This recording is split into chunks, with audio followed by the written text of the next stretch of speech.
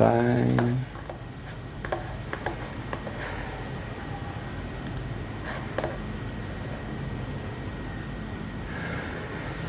We should be fine by now, and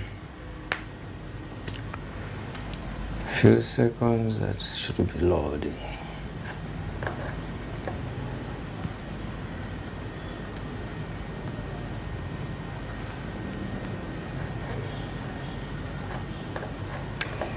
The day is good. No worries. All right.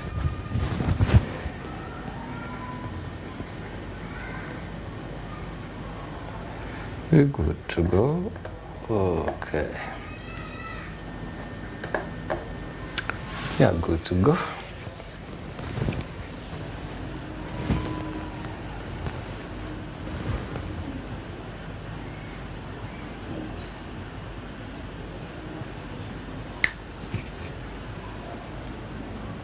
Good evening, sir. Good evening. Good evening. How are you? Fine. We meet again. Absolutely. Absolutely. When it's Sunday, you know, we have to have the conversations on Word Cafe. Right. Yes, and it's a Sunday. So here we are. Ladies and gentlemen, a wonderful Sunday evening. We meet again with Bwana VTT. Ni gumzo nzima ambapo lazima ujumbe ufikie anayetaka ujumbe, na lazima ujumbe wa kufundisha ufikie mwanafunzi, na lazima ujumbe wa maarifa ufikie mwenye hekima. Sijui kuyaweka kwa Kiingereza, ndo nikajipiga chenga mwenyewe nikaisema kwa Kiswahili. God is good, and we thank him for our lives. Although the COVID is there, but we're still alive. We're not coughing, we're not sneezing, but we're still there. God's mercies are good. Yes, sir. Kabisa. How has been your week? The week has had its highs. I want to thank God. It has been a beautiful week. Yes. We've been engaged. We've been busy. Yes. And we continue being progressive and productive at the same time. Yes. So in summary, I will say the week was a beautiful week. All right. Yes. So you good? I'm very good. I'm delighted to see you once again. Yes. And many thanks to Word Cafe for hosting us again on this special live stream where we are talking about operating in purpose. Operating in purpose. Yes. Purpose-driven life. Purpose-driven life. Or life in a purpose, for a purpose, with a purpose. You're being philosophical. You're being philosophical, but ideally, yes. It's one and the same thing. Purpose-driven life, which, of course, the great pastor Rick Warren wrote an entire book on purpose-driven life. So today we just want to crystallize and have a conversation on operating in purpose. Operating in purpose. Yes. Tuko sawa. Tuko vizuri. Tuko chonjo. Kabisa. Leo nimeona a tweet ambayo imenifanya nika change the way I take life. Kuna msichana moja ana struggle na cancer, yes. stage 4. I'm not an expert in medicine, but I believe stage 4 should be the red zone. Yes. A zone where now recovery is really thin. And the tweet said, yes. When I die, you will contribute for me. For the burial. Yes, and everything. But right now I'm struggling with cancer stage 4. You can save my life by contributing. Sure. And there was a pay bill number, account for number, people to yes. send their donations on the medical bill. Yes. Yes. In this purpose of life, would we rather contribute to save her life or wait for her life to pass and then we contribute to celebrate? Okay, first of all, I'm sorry to hear that, and of course we want to extend our wishes on speedy recovery, of course through the healing hand of our God. Yes. Because He can heal. Yes. Secondly, on whether to contribute now or to wait until she's diseased for you to send. Of course, now is the best time. We normally say give flowers when people can still smell the scent, you know, the fragrance. Peana maua. Yeah. Wakati mtu bado anaweza kupata ile uzuri wake. Okay. Don't wait until kama bado ana uwezo wa kunusa. Don't wait and bring a wreath on my grave. Good. Give it to me when I can touch, I can feel the fragrance, and I'll give you a thumbs up. Now, let's call a spade. Unfortunately, our society is in such a way that people will be fast to contribute for your burial arrangements than actually to contribute for your medical expenses. So this appeal that you've made, I think, or rather the tweet that you saw, is talking of the reality of today. But then we are here to change that narrative. That's why we are having this live stream on purpose. For example, you will find someone given a decent burial. But me wambia mabeste wangu, yes, I don't need a decent burial. I just need the respect due for me when I'm still alive. Absolutely. And it's good you've brought this very early in our conversation. And, you know, when death strikes, yes, automatically the next beat is the graveyard, where you will spend, of course, the soul lives and the body, of course, decomposes in the graveyard. And I know all of us know that a lot of dreams, a lot of purposes get buried when they have not been fulfilled. It's the late Dr. Miles who was a big champion of living your life full and dying empty. And for you to be able to live your life full and die empty, it means you have to operate in purpose. Correct. You have to operate in purpose. And there are two most important days in the life of man. The day you're born and the day you discover why you're born. The day you discover why you're born is the day your purpose becomes alive. Good. And the key question is, are we aware of why we were born? Samahani. Mombasani tunasikia Kiswahili vizuri. Yes. Siku mbili muhimu maishani. Moja, kabisa, siku ya kuzaliwa kwa binadamu. Asante. Na siku binadamu huyu anagundua kwa nini nilikuja ulimwenguni. It's the day of realization. Purpose. It's the day of purpose. Kwa hivyo purpose kwa Kiswahili tusemeje? Purpose kwa Kiswahili ni kimimi ni mathumuni ya kwa nini ulikuja ulimwenguni. Kwa nini wewe Vincent the trainer ulizaliwa? Kwa nini wewe bwana Fred Saisi upo hapa ulimwenguni? Okay. Yes. Lengo la kuzaliwa. Lengo la kuzaliwa. Lengo la kuzaliwa. Nakubaliana. Kwa hivyo topic yetu ya leo, kuishi maisha ya lengo. Yeah. Kuishi maisha kwa lengo. Okay. Yes. Sawa. Nakubaliana na wewe. Nakubaliana na mimi. Mimi nakubali.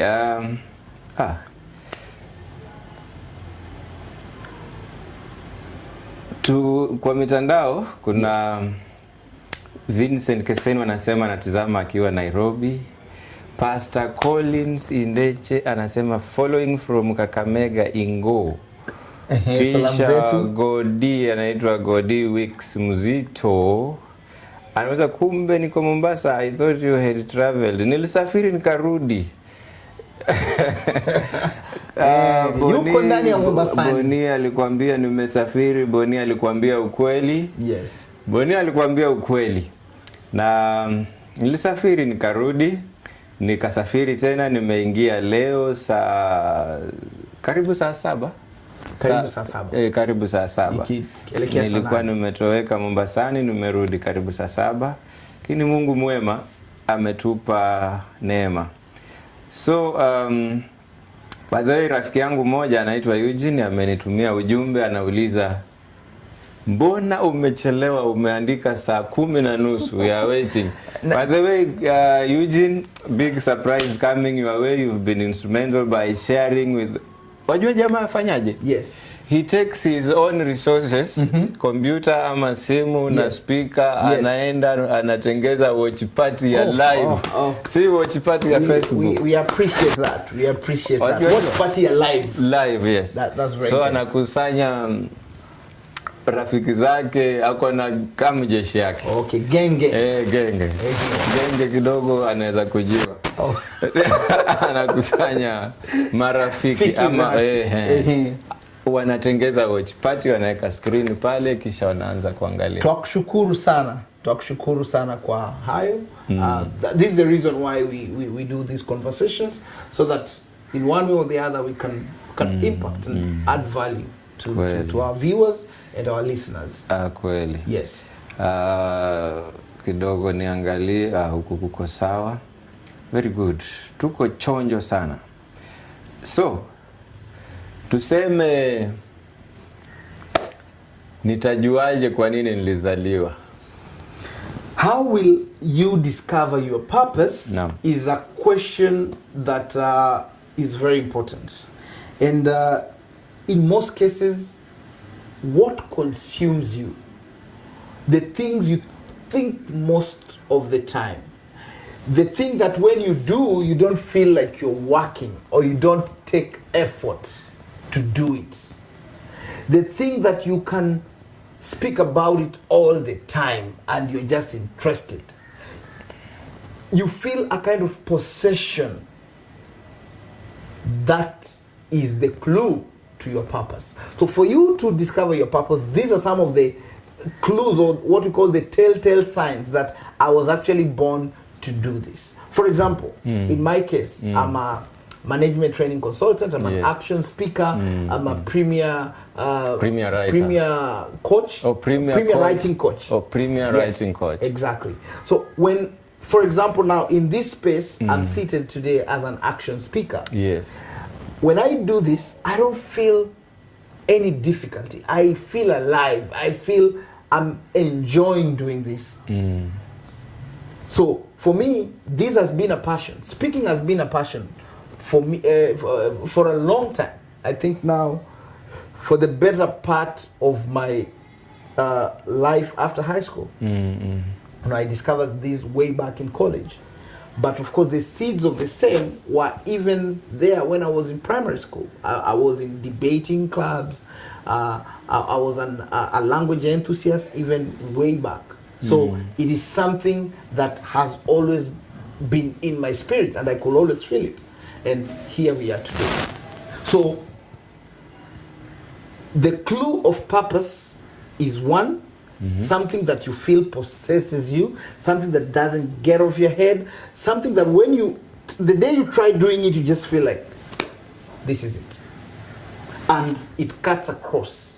That's why you see, like in the sporting arena, we have very pro athletes who they will tell you the very first day they touched the ball, they didn't want to leave it. Okay. The very first time they hit a golf ball, they knew this is it. Whenever they will be around, they'll start creating lyrics and rhythms in their head, and they take a path of either being a musician or something. We've seen, let's say you're interested in drawing, and I mean, you wake up one day and you take a pencil and you could draw your mom, you could draw your dad, and they will look at the image and be like, wow, this is amazing. That's an indication of purpose. Yes. Yes. An indication of purpose. And it will be manifested in many different forms through the voice inside your head. Yes. And also the feeling in your heart. So it's for you then to crystallize that. And of course, through the education system, you are supposed to realize that passion. Unfortunately, sometimes the way our education system has been aligned, it might not bring out that particular bit. So it calls for some personal evaluation. And conversations like these that we are having are geared to also help, especially our young boys and girls who are still growing. And most importantly, even to the parents, you can be able to see how fashioned or how tuned your son or daughter is, and you could now be the coach to fund that particular thing that sparks them to life?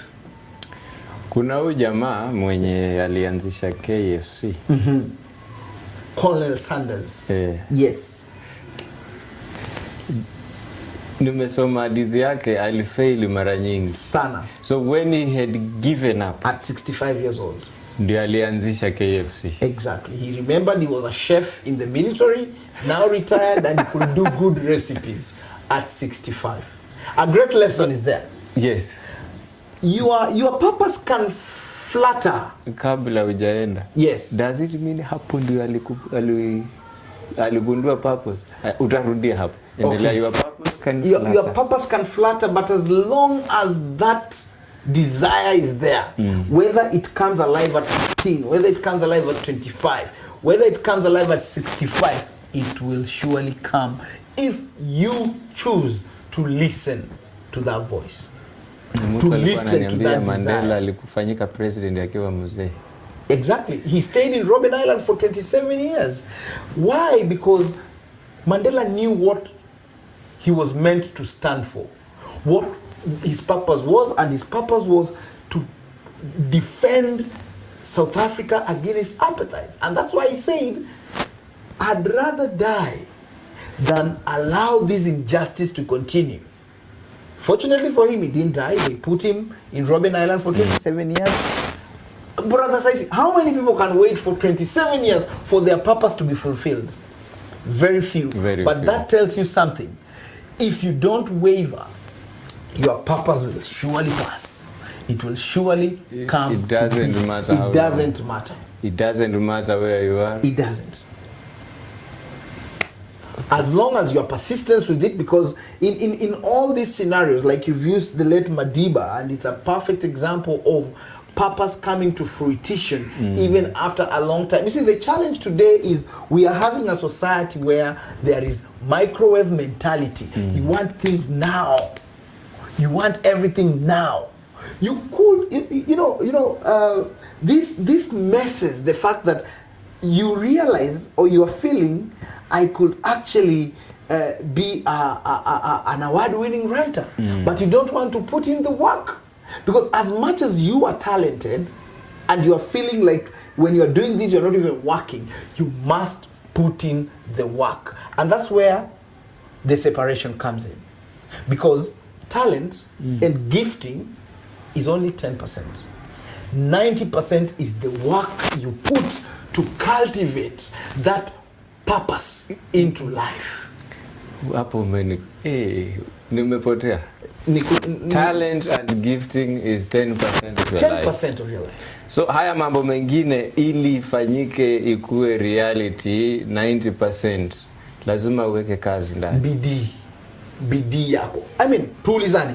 How many people are talented singers? A lot. Uncountable. Talented footballers? Uncountable. Talent producers of film? Uncountable. Talented photographers? Uncountable. How many are celebrated? Those who put in the work. Those who beat competition.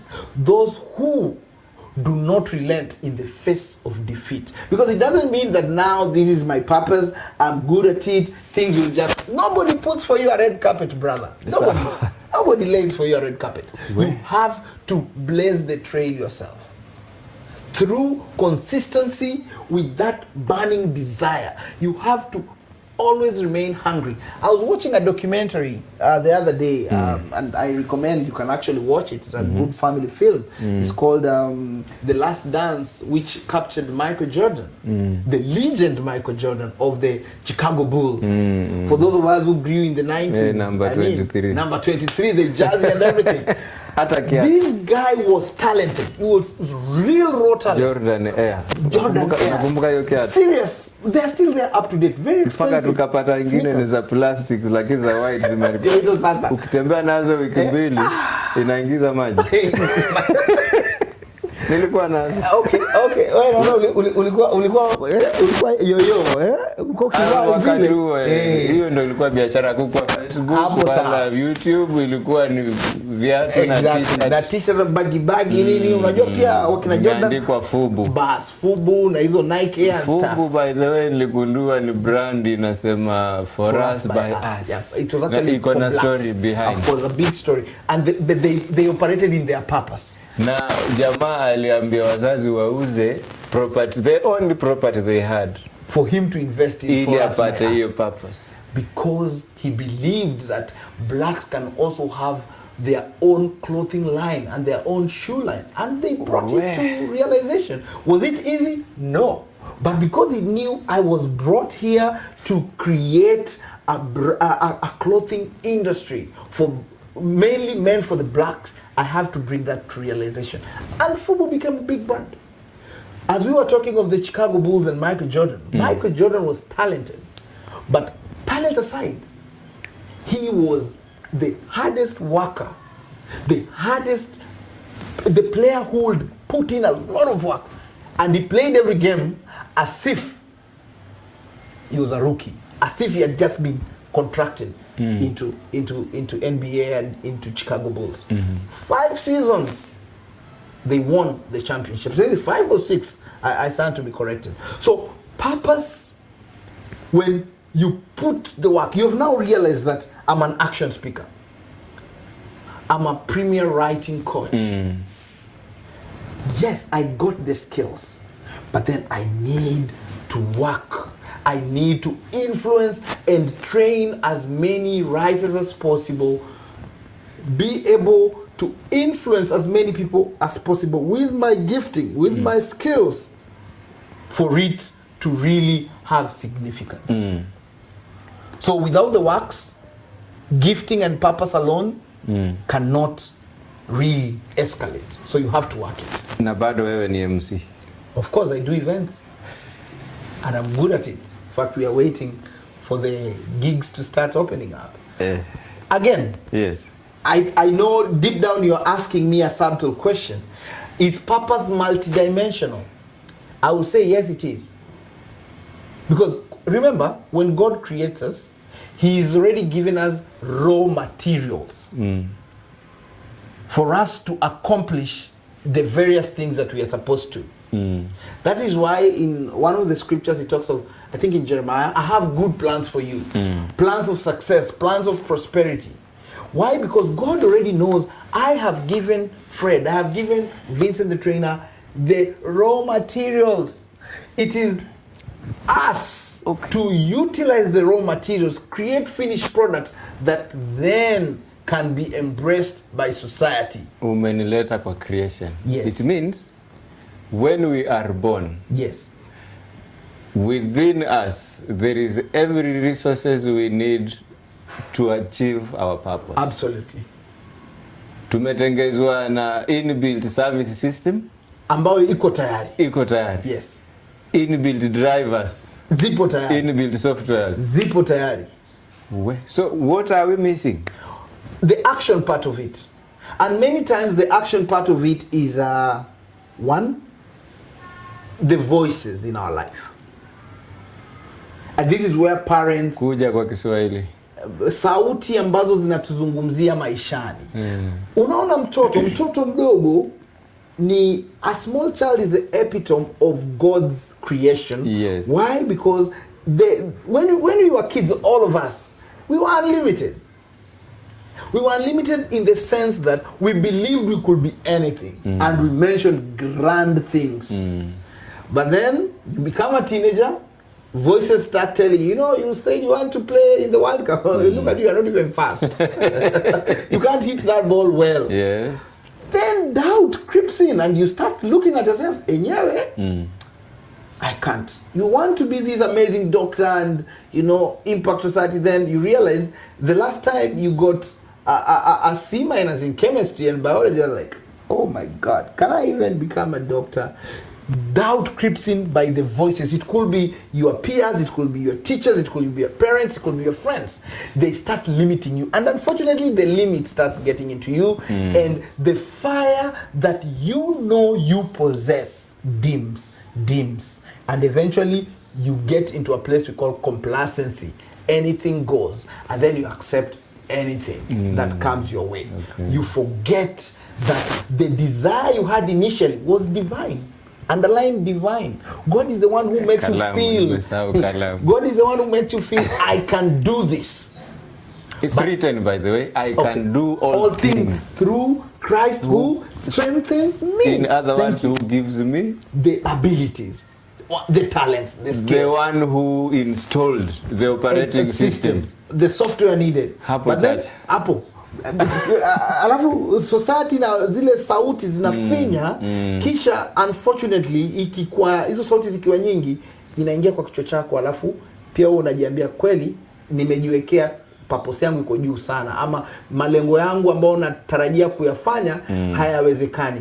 Kisha unakuja average, you start living at an average level, and unfortunately by the time we are called back to our creator, you go and get buried with the books you're supposed to have authored, with the songs you're supposed to have sung, with the medicines you're supposed to have invented, with the machinery you're supposed to have brought to life, with the many lives you're supposed to have touched. Kweli tena. Mtu aliniambia, you go away with them. You accept the situation, kufikiria kwamba hivyo ndio kuko. Yes. Then you live an average life. Yes. You go to an average school. Exactly. You find an average paying job. Yes. You find an average wife. Get average children and the cycle continues. But we are here to cut that. Eat from an average menu. We are here to cut all that by sharing the good news that purpose awaits. And you know, it's purpose that takes you to greatness. Once you start operating in your purpose, you will operate in greatness. Let's look at a biblical figure, and I know this is a biblical story known to many. Joseph, the dreamer. Okay. Even as a child. Unajua ni the dreamer. Kuna mtu mpaka umwambie yule ambaye alikuwa anashikwa na demu wa Potiphar. Uko ni mbele. Basi na kuna yule anajua kale kajamaa kalitupwa na wenzake. Perspective. You are bringing a question on perspective. And you know, purpose is also a case of perspective in this form. Like as you're saying, ukizungumzia dreamer kuna ule atarelate. Ukizungumzia Potiphar alishikwa kuna ule atarelate. Kabisa. Ukizungumzia kale kalitupwa gerezani. Gerezani aliyetupwa na ndugu zake kuna ule atarelate. Yule aliinterpret dreams. But now to just paint perspective on purpose, David knew he was meant for greatness. His purpose was to influence the wider society, and you could say the world at that particular time. Such that when he kept talking of the dreams that he was seeing, and at some point the brothers would laugh at him, he was the smallest, and even the parents, Jacob will feel, nini wewe unasema bwana? Well, all our bands will bow for you, even the sun and the moon. What are you saying?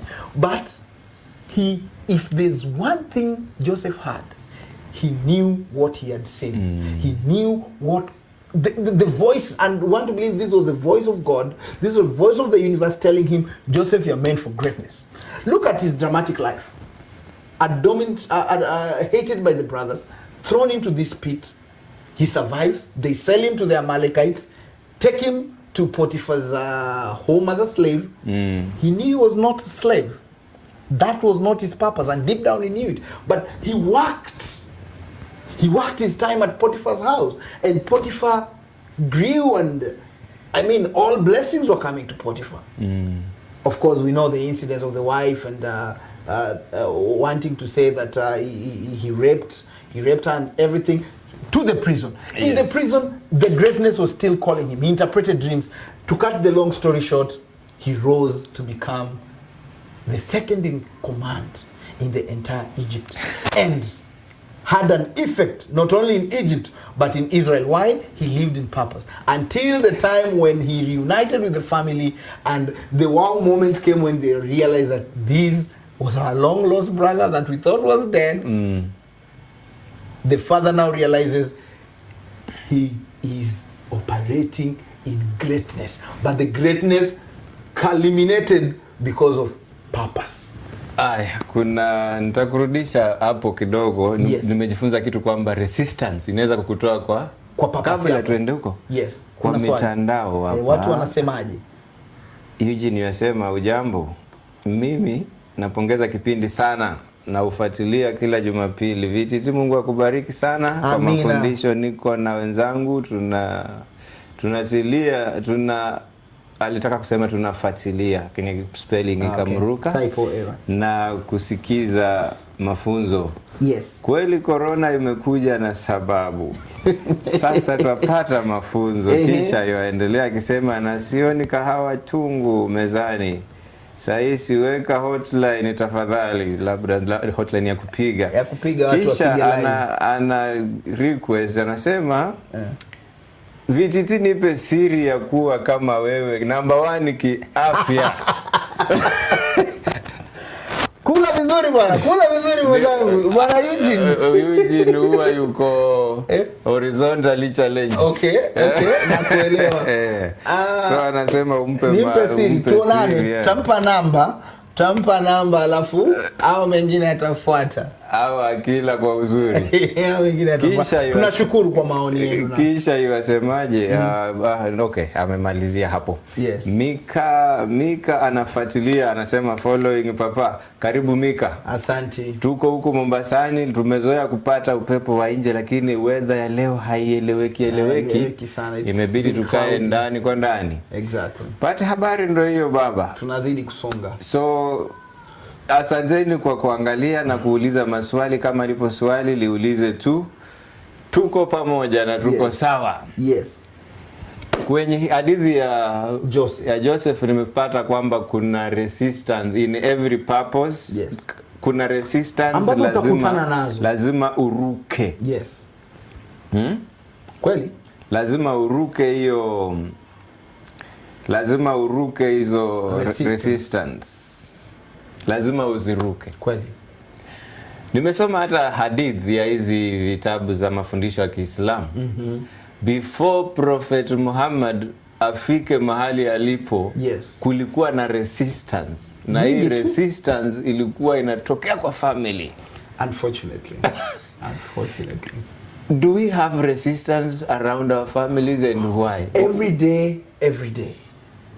day, all day. Why? Unajua unapokuwa na malengo makubwa, tuangalie tu tukitumia kwanza Joseph. Ilikuwa ni familia ya kiimani sana. Lakini ilikuwa inatarajiwa the eldest sons would be the ones to want to pursue these big things. Not this young boy who was just born the other day. So the perception many people have is, especially from the family level, sasa mtoto tunamuona tu hapa juzi tunambeba. Tunambeba. Leo anatuambia anataka kuwa rais wa Kenya ama wa nchi yote ile. Leo anatuambia anataka kutengeza kampuni kubwa. Leo anatuambia anataka kufanya jambo hili ambalo alijafanya. Anataka kutengeza hii software, anataka kutengeza hii app.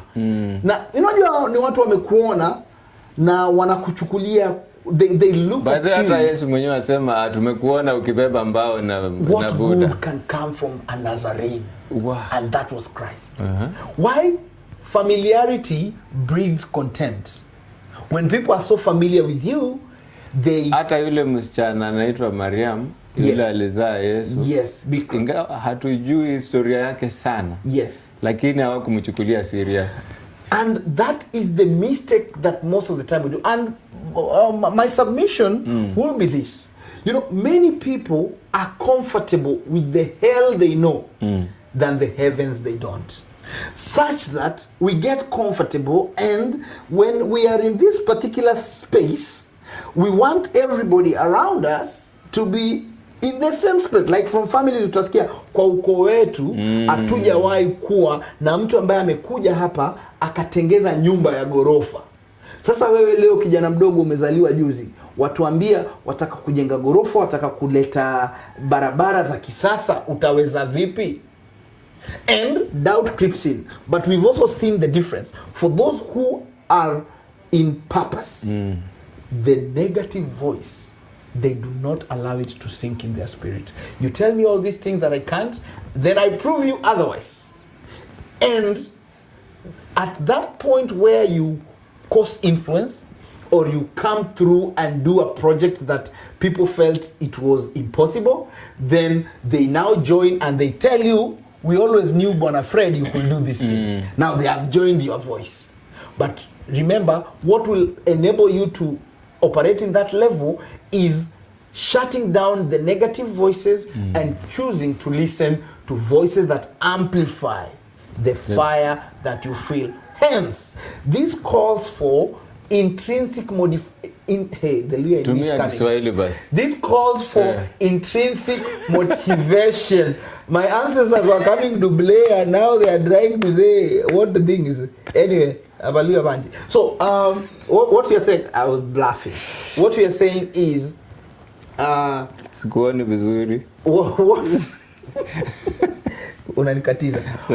we are saying is purpose yako ndio itimie. Sauti kubwa ambayo inafai kuzungumzia ni sauti yako. Number one.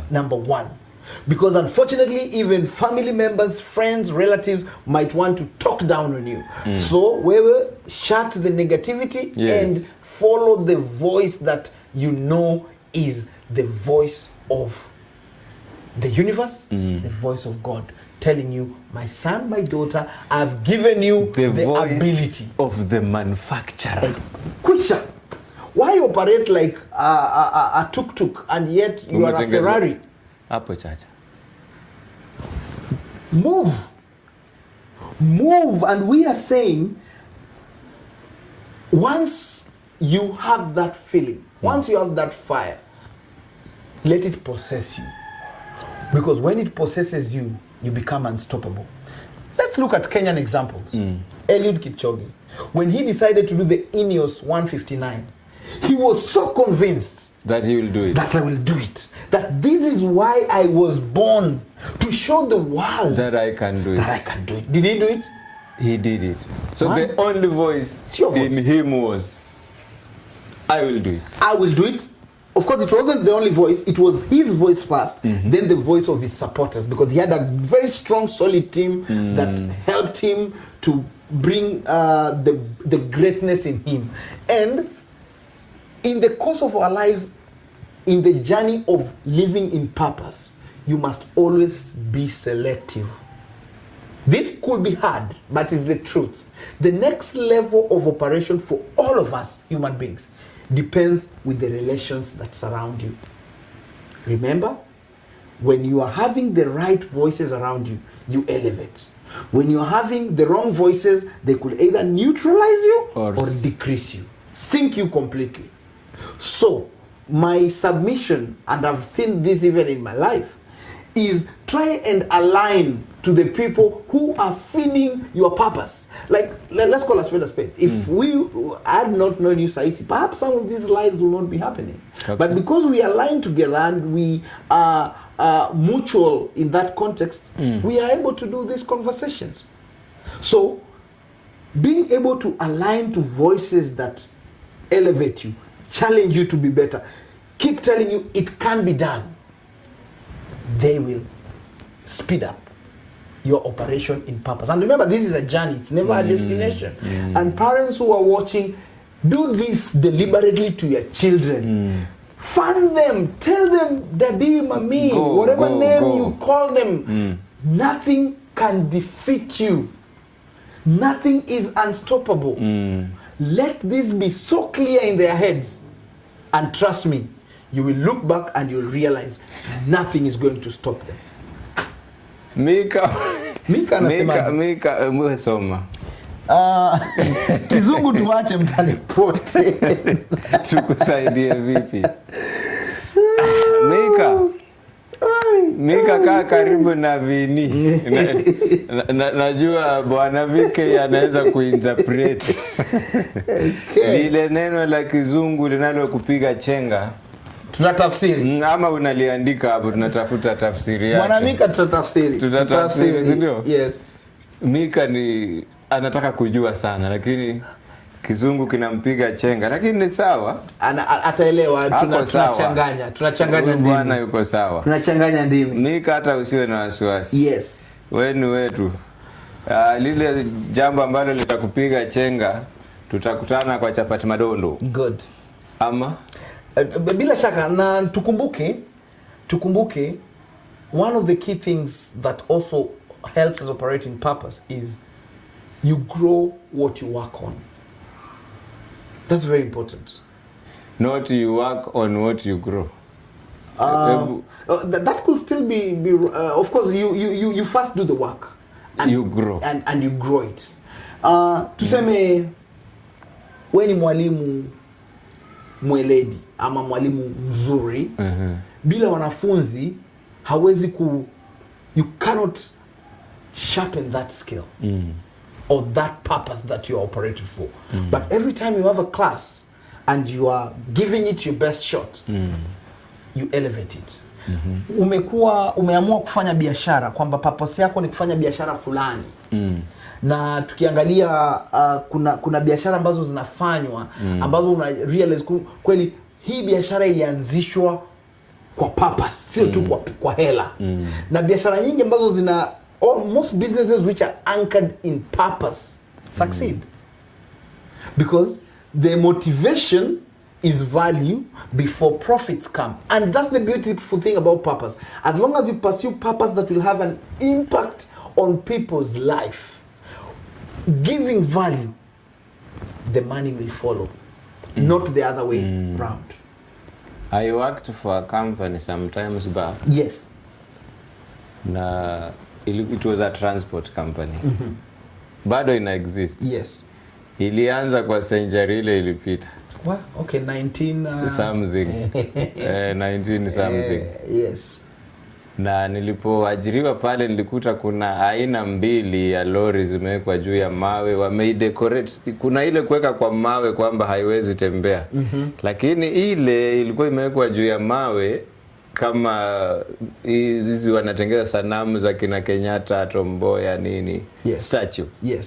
Kile ilikuwa in good condition as it was hizo miaka za 19 something. Yes. Body nzima ni mbao after all. Haina mabati. Haina mabati. So imetengezewa vizuri, imewekwa juu lori mbili. Moja ilikuwa yatembea aswa. Na nikauliza the history behind why did they choose to do that. Yes. Nikaambiwa so that the generations to come may know that this was the first truck. In fact, when Kenya was registering the motor vehicles kulingana na namba ya Kenya from the British colony, one of these vehicles ilikuwa number 27. Mapema! So I can imagine it's labda number 1 ilikuwa ya Kenyatta, hivyo kwa hii transport company, hii ikakuwa number 27. Wow, a serious classic. Yes. Yeah. Kando na hapo, before the trucks, huyu bwana alikuwa anatumia punda kubebea watu, kubebea watu mizigo, akagraduate, ndo ile ilikuwa lori yake ya kwanza. Mpaka wa leo ile transport company inafanya shipping, air, sea, road, rail. Yes. Bwana alianzisha ile, japo huenda haishi, hawezi ishi miaka 200. Kweli. Unafikiria purpose yake aliiona na akaiona vizuri?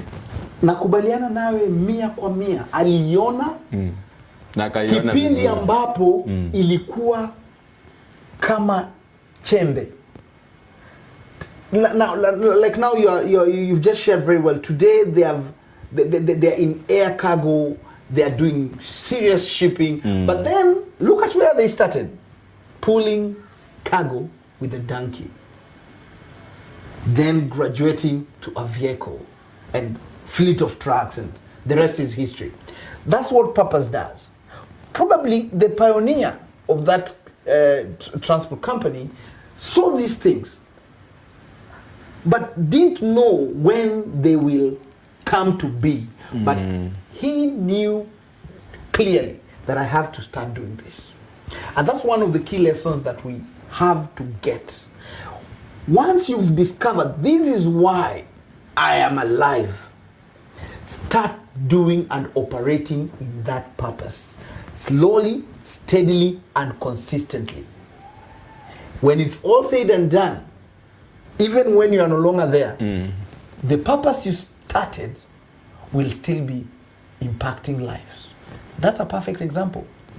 Many other examples exist. For example, when we look at these how is it called? Why is it going? You had mentioned it earlier. The KFC that was started by Colonel Sanders is still existing today. He died many years ago. Look at but the brand is expanding. Yeah, look at companies like the Ford Motor Company. The founder died many years ago. Tumesoma story ya Mercedes. Story ya Mercedes nimeisoma. Kumbe yule bwana yeye hakutengeza gari, lakini company iliyotengeza gari ilibidi ikubaliane naye. Kwa sababu alimpenda msichana wake sana na akasema lazima hii gari itaitwa msichana wangu sababu amependa haya magari. The best selling brand. Not an idea of the manufacturer, but a purpose man. Let me bring a closer home. There's this guy called Ted Josiah. Alikuwa music producer for many years. For those of us in the 90s and 2000, he was one of the biggest music producer. Today, he makes bags. A luxury line called Joka Jok. He calls himself the bag man. You can check him out on Ted Josiah. Alikuwa them. Exactly. Sahi anatengeza bags Joka Jok luxury.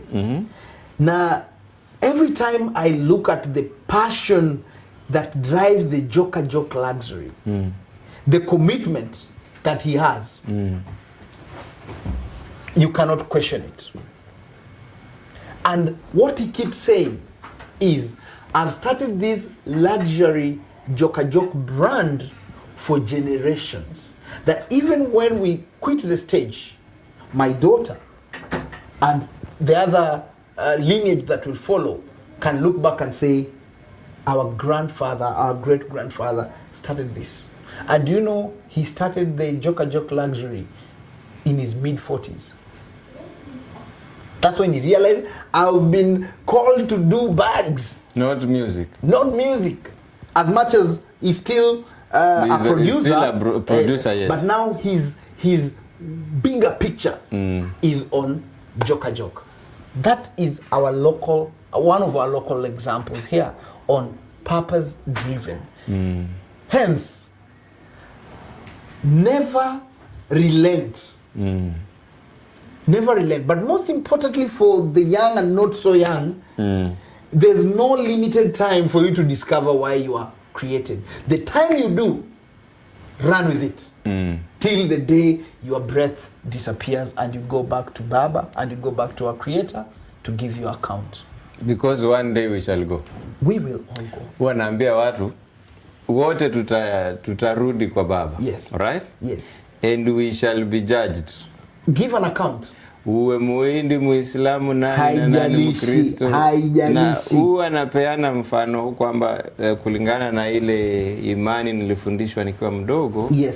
Tutahukumiwa kwa mambo matatu. What we did wrong. Actually, number one ni what we did right. Matendo mazuri. What we did wrong. Matendo maovu. Na what we failed to do. What we did not do. So, nadhani unachosema ni tusikubali kurudi kwa Mwenyezi Mungu bila kuwa as in na hiyo kuulizwa kwa nini hukufanya hiki na nilikupa ule uwezo. Kweli. So, ladies and gentlemen, as Brother Fred is saying, let us operate in purpose. And there's nothing as beautiful as operating in purpose because you look forward for every day. And that's one of the signs that you are living in purpose. If every morning you wake up and you're like, oh God, another day, what is going to happen? Another Monday. Kama kesho, sindio? Okay, tomorrow is Monday. The people who suffer from Monday blues are not operating in purpose. They are doing jobs, they're not working. Once you start working, you're operating in purpose. Your work gives you satisfaction. Whether you are employed or self-employed, you just enjoy. You're looking forward. So if your day does not excite you, my friend, check. It means you are not operating in purpose. Naomba kumalizia, lakini before tumalize. Yes. Before tumalize. Kuna gari utoka Japan ikiwa van. Kule Japan naambiwa inabeba mizigo, huwa ni van, body ni van. Yeah, for cargo parcels. Yes. Ikifika Kenya inawekwa 14 seats. Inabeba inakuwa matatu. Yes. Zingine huwa zina end up ile body inakatwa, inatengezwa pickup. Na hapo ndio inazeekea, haiwezi rudi tena matatu. Purpose yake inakuwa imebadilishwa. Malengo yanakuwa yamebadilishwa. Ndio hapo sasa. Na unajua tena wa Kenya, kuna watu wa aina hiyo. Tuseme anazaliwa an engineer. Yes. He ends up working in a hotel. Yes. Basi anajisahau, anatoka hapo, ana end up kijijini kukunywa mvinyo. What happens? Very, very, very sad. And it's a sad reality, and it happens a lot. And that's why we cannot keep quiet on matters operating in purpose. Such examples are so many. And when it does happen, the lives of all these people, you realize, end in frustration. They are frustrated, and even when they pass on, it's sad because they never operated in the level God wanted them to. So the challenge we are all having today is to ensure that we deliberately allow ourselves to operate at that level where the Creator wanted us to. And you will always feel it inside your spirit, just like we've mentioned. And once you do, follow that. Do it relentlessly, even where there is no pain. And these are the things which will show you that you're in purpose. When you are doing what you are called to, even when you're not making a shilling, you will still wake up excited and go do it. And the beauty is, as long as you do it, it will attract support. God doesn't command you to go do something that He doesn't support. The key thing is the patience. Work on it, be patient. Eventually all these things will fall together and you will realize, I am operating at that level, because God, who gives you that purpose, knows it will touch lives. And as He touches lives, He cannot leave you. Elijah was fed by a raven, a bird, at a point where he was feeling suicidal. And he was a prophet. Paka ameambia Mungu, imetosha, wacha nije. Ambia bado hujamaliza, shida yako njaa. Nimekutengeza, nimeangalia, nimeona tangi yako iko empty. Yes. I'm the manufacturer. Yes. Baba, I wish us to end there, by the way. I'm delighted. I'm hoping these conversations are giving people insights that will help us all to become better people, operate in happiness, have impact on people's lives, the people from our families, our neighborhoods, our small societies, and globally. I've always said this: if you cannot do a big, great thing, do the small things that you can in a great way. And that, of course, is also a show of operating in purpose. Kama hauwezi, fanya kitu kikubwa. Fanya yale mambo madogo madogo kwa ukubwa. Kwa mfano moja hai, pengine wewe unaosha nyumba.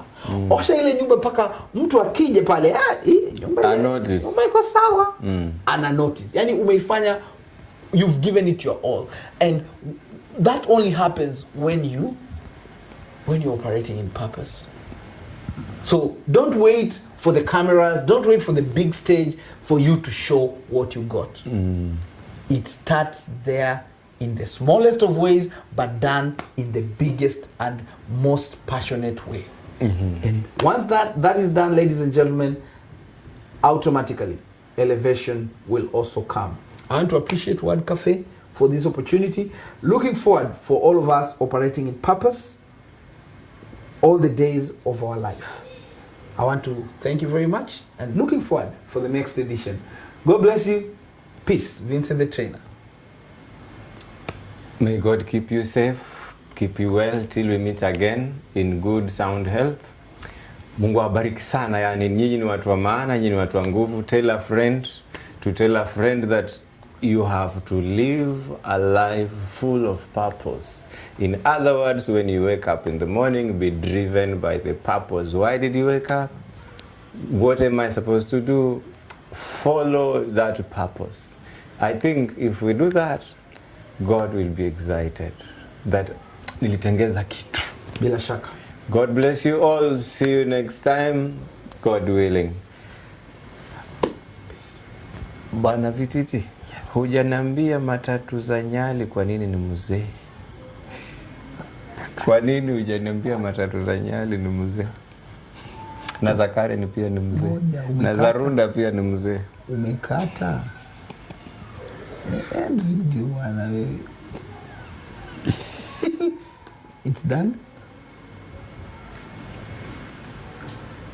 Umekata. 26 minutes, eh? A lot of minutes. It's more than 50. Well,